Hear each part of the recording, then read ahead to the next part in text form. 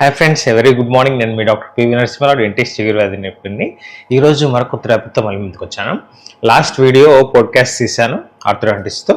Clip treatment ఏ టైంకి చేసుకోవాలి, ఏమేమి ఇండికేషన్స్ ఉంటాయి, కౌంటర్ ఇండికేషన్స్ ఉంటాయి, ఏ వయసులో బాగా ఎఫెక్ట్ ఉంటుంది, అవేర్నెస్ గురించి మళ్ళీ ఒక పోడ్కాస్ట్ మే జూన్లో అట్లా రిలీజ్ చేస్తాం, అప్లోడ్ చేస్తాము. ఆర్థోడాంటిస్ట్తో క్వశ్చనర్ మనం చూద్దాము.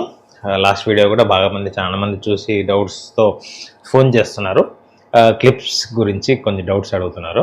సో నెక్స్ట్ వీడియో మనకి పాడ్కాస్ట్ అలైనర్స్ గురించి, క్లియర్ అలైనర్స్ గురించి మనము మాట్లాడదాం. సో ఈరోజు టాపిక్ ఏంటంటే, బేసిక్గా డెంటల్ ట్రీట్మెంట్ తీసుకోవడానికి పేషెంట్స్ ఎందుకు సంకోచిస్తున్నారు అంటే, భయానిక, ట్రీట్మెంట్ అర్థం కాకుండా ఉండడం వలన, లేకపోతే కాస్ట్ ఎక్కువ, ఈ మూడు గురించి మనం మాట్లాడుకుందాం. ఫస్ట్ ఏంటంటే, పేషెంట్స్ మనకి డెంటిస్ట్ దగ్గర ఎందుకు అప్రోచ్ కావట్లేదు, ఎర్లీ సైన్స్ సిమ్టమ్స్ ఉన్నప్పుడు ఎందుకు డెంటిస్ట్ దగ్గరికి వెళ్ళట్లేదు అనేది చాలా మందికి డెంటిస్ట్కి డౌట్ అనమాట. ఎందుకంటే అప్పట్లో డెంటల్ ట్రీట్మెంట్ అంటే అశ్రద్ధ చేసేవాళ్ళు. ఏముందిలే అంటే, అప్పట్లో ఫుడ్ బాగుండేది, ఫైబర్ ఫుడ్ బాగా తీసుకునే వాళ్ళు. మన పెద్దవాళ్ళకి 80-90 ఇయర్స్ వచ్చే వరకు పళ్ళు ఊగట్లేదు, చిగురు సమస్య రావట్లేదు, గార ఎక్కువ పడట్లేదు. అందుకే అప్పట్లో ఫైబర్ ఫుడ్ అలా తినేవారు. ఇప్పుడు ఫాస్ట్ ఫుడ్ కల్చర్ వల్ల మనకి చిగురు ఇన్ఫెక్షన్ వస్తుంది, గార పడుతుంది, పుచ్చులు వస్తున్నాయి, చిన్నపిల్లలకి పుచ్చులు వస్తున్నాయి, చిన్నపిల్లలకి రూట్ కెనాల్ చేస్తున్నాం, పెద్దవాళ్ళకి రూట్ కెనాల్ చేస్తున్నాం, బాగా ఏజ్ వాళ్ళకి రూట్ కెనాల్ చేస్తున్నాం, బాగా ఏజ్ వాళ్ళకి చిగురు సర్జరీలు చేస్తున్నాం. ఎందుకు? డైట్ చేంజెస్ వల్ల మనకి వచ్చే ఇబ్బందులు. సో ఇప్పుడు మెయిన్ టాపిక్ ఏంటంటే, ముందుగా ఎందుకే ఎర్లీగా వచ్చే ప్రాబ్లమ్స్ ఒకవేళ డెంటల్లో వస్తే, చిగురు సంబంధించింది అయితే ఏమి, పుచ్చు అయితే ఏమి, ఎముక అరుగుదల అయితే ఏమి, చిగురు ఇన్ఫెక్షన్ వల్ల ఎముక అరుగుదల ఇచ్చి పళ్ళు ఊగడం అయితే ఏమి, ఎత్తుపళ్ళు, వంకర పళ్ళు, క్రిస్ క్రాస్ గ్యాప్స్ ఉండడము, చిన్నపిల్లల్లో పుచ్చులు రావడము, స్టిక్కీ ఫుడ్ తినడం వల్ల, ఫాస్ట్ ఫుడ్, బర్గర్, పిజ్జా, పానీపూరీలు, ఐస్ క్రీమ్లు, చాక్లెట్స్ తిన్న వెంటనే నైట్ బాగా బ్రష్ చేసుకోవాలి.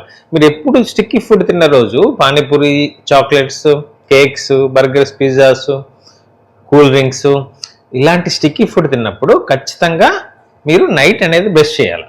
పేరెంట్స్ మీకు కూడా ముఖ్యంగా చెప్తున్నాను, మీ పిల్లలకి నైట్ బ్రష్ చేయాలి. ఆ స్టిక్కీ ఫుడ్ తిన్న రోజుల్లోనే, మిగతా రోజుల్లో అవసరం లేదు, మార్నింగ్ చేస్తే చాలు. నైట్ చేయాల్సింది ఎప్పుడంటే, ఈ స్టిక్కీ ఫుడ్ తిన్న రోజుల్లోనే మీరు నైట్ బ్రష్ చేయాలి. సో ఇలా ఎర్లీ ప్రాబ్లమ్స్ ఉన్నప్పుడే మీరు చేసుకున్నారు అనుకో డెంటల్ ట్రీట్మెంటు, మీకు కొంచెం ఖర్చులోనే అయిపోతుంది ట్రీట్మెంట్.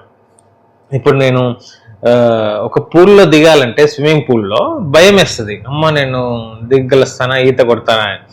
దిగితే కొంచెం ఈత కొట్టగలుస్తారు, ఎందుకంటే అది చిన్న లోతు ఉంటుంది.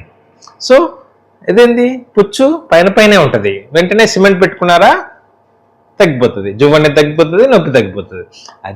అదే అశ్రద్ధ చేశారనుకో, అంటే డెంటల్ ట్రీట్మెంట్ కాస్ట్ ఎక్కువ, నాకు భయము, ఇంకోటి ఏమొచ్చి నాకు ట్రీట్మెంట్ అర్థం కాదు, ఈ మూడు దాంట్లోనే తిరుగుతూ ఉంటారు పేషెంట్స్ అనమాట. సో అప్పుడు ఏమవుతుంది, అదే యాంగ్జైటీ, డబ్బులు ఎక్కువ ఖర్చు, ఇంకోటి ఏంది, ట్రీట్మెంట్ అర్థం కాదు. ఏం చేస్తారో, నా పన్ను పాడు చేస్తారేమో డెంటిస్టు, హోల్ పెట్టేసి పెద్దగా, మళ్ళీ అది పళ్ళు తీసేసుకోవాల్సి వస్తుందేమో అనే డౌట్ అనమాట పేషెంట్స్కి. సో ట్రయాంగిల్ అనమాట, ట్రీట్మెంట్ ఖర్చు, భయము, పేషెంట్కి అర్థం కాదు. అంటే భయం అనేది ఒక 60% ఉంటే 30% పేషెంట్కి ట్రీట్మెంట్ అర్థం కాదు, 10% ఏమొచ్చి కాస్ట్ ఎక్కువ అనేది మనం ఎవాల్యుయేట్ చేసుకోవచ్చు. అంటే నేను చేసే క్లినికల్ ప్రాక్టీస్లో మనకు అర్థమైంది, చాలా మంది డెంటిస్ట్ కూడా అర్థమై ఉంటుంది, ఇలా ప్రాబ్లం ఫేస్ చేస్తున్నారు బేసిక్గా. అయితే మనకి ఎర్లీ సైన్స్ అంటే, లైట్గా పుచ్చుంటే తొందరగా వచ్చి సిమెంట్ పెట్టుకోవడం, లైట్ చిగురు వాపు, రెడ్డిష్గా స్మెల్ రావడము, చిగురు రక్తం రావడం అన్నప్పుడు పళ్ళు క్లీన్ చేసుకోవడము, ఎముక అరుగుదల వల్ల పళ్ళు లూజ్ అవుతాయి, అప్పుడు గమ్ సర్జరీ, ఫ్లాప్ సర్జరీ చేసుకోవడము, ఎత్తుపళ్ళు, వంకర పళ్ళు అవన్నీ క్లిప్ పెట్టుకొని సరి చేసుకోవడం. ఇక పెద్దవాళ్ళకి అంటారా, పళ్ళ సెట్ వేసుకోవచ్చు, పళ్ళు లేని వాళ్ళకి. పళ్ళు కొన్ని 2-3 ఊడిపోయాయి అనుకోండి, ఇంప్లాంట్ పెట్టుకోవచ్చు, ఇంప్లాంట్ సర్జికల్గా. ఇంప్లాంట్ దాకా పోవాలంటే ఎంత 20, 30, 40 వేలు దాకా ఖర్చు పెట్టాలి ఇంప్లాంట్కి, స్క్రూ పెట్టి ఎముకలో. అదేదో ముందే మీరు జాగ్రత్త పడి కొంచెం పళ్ళు లూజ్ అయిందంటే వచ్చి గమ్ సర్జరీ చేసుకోవచ్చు, ఫ్లాప్ సర్జరీ చేసుకోవచ్చు, క్లియర్ అయిపోతుంది, గట్టి పడుతుంది పన్ను. లేకపోతే రూట్ కెనాల్ చేసి క్యాప్ వేసుకోవచ్చు, గట్టి పడుతుంది పన్ను. సో అది పూల్ ఎగ్జాంపుల్ ఇచ్చాను కదా, స్విమ్మింగ్ పూల్. అదే ఇంకా ఏముందిలే, నెగ్లెక్ట్ చేద్దాం, డబ్బులు ఖర్చు ఎక్కువ, భయము, పేషెంట్కి ట్రీట్మెంట్ అర్థం కాదు, డెంటల్ ట్రీట్మెంట్. సో అప్పుడు ఇంకా సముద్రంలో దూకినట్టే. స్విమ్మింగ్ పూల్ అంటే ఒక 6 ఫీటే ఉంటుంది లోతు. ఎవరైనా కాపాడతారు, డెంటిస్ట్ కాపాడతారు. తొందరగా పుచ్చు వేయడము, పళ్ళకి గిన్ చేసుకోవడము, క్లిప్ పెట్టేయడము, ఏమన్నా ముందు అగ్రెసివ్గా బాగా డీప్గా పోకుండా పుచ్చు మనం కాపాడతాం డెంటిస్ట్. ఏది అక్కడ పూల్ దగ్గర ఉన్న ఎవరైనా మనుషులు కాపాడతారు.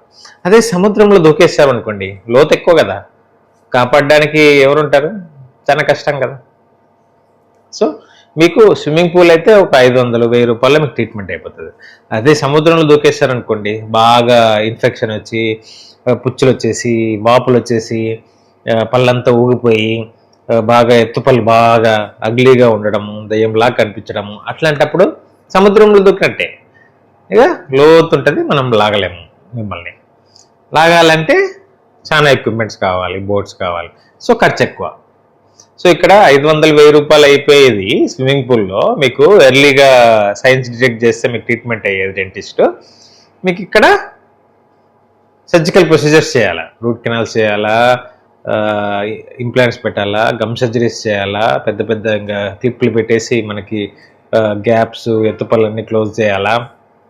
ఎత్తుపళ్ళన్నీ మనకి 6 ఇయర్స్ నుంచి 7 ఇయర్స్ నుంచి 13 ఇయర్స్ కూడా మీరు క్లిప్స్ పెట్టుకోవచ్చు. నేను పాస్ట్ వీడియో చెప్పాను, రీసెంట్ వీడియోలో చూడండి, మీకు ఐకార్డ్లో కూడా వదిలేస్తాను. సో అప్పుడు ఎంత మీకు 6,000 నుంచి 14,000, 18,000 దాకా మీకు ట్రీట్మెంట్ సముద్రంలో దొరికితే. అంటే బాగా ఎక్కువ అయ్యే వరకు, ఇన్ఫెక్షన్ ఎక్కువ వరకు మీరు ఆగుతారు, భయానికి, ఖర్చు ఎక్కువ అని, పేషెంట్కి ట్రీట్మెంట్ అర్థం కాదు. బేసిక్గా మనం పేషెంట్కి ట్రీట్మెంట్, రూట్ కెనాల్ అంటే ఏంటి అనేది కూడా చాలా మందికి తెలియదు అనమాట.